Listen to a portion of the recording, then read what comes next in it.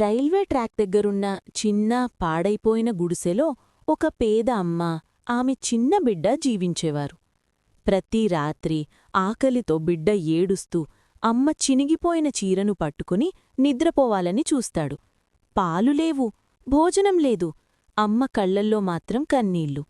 బిడ్డను గట్టిగా హత్తుకుని ఆమె నెమ్మదిగా అంటుంది, నిద్రపోకన్నా అమ్మ ఇక్కడే ఉంది.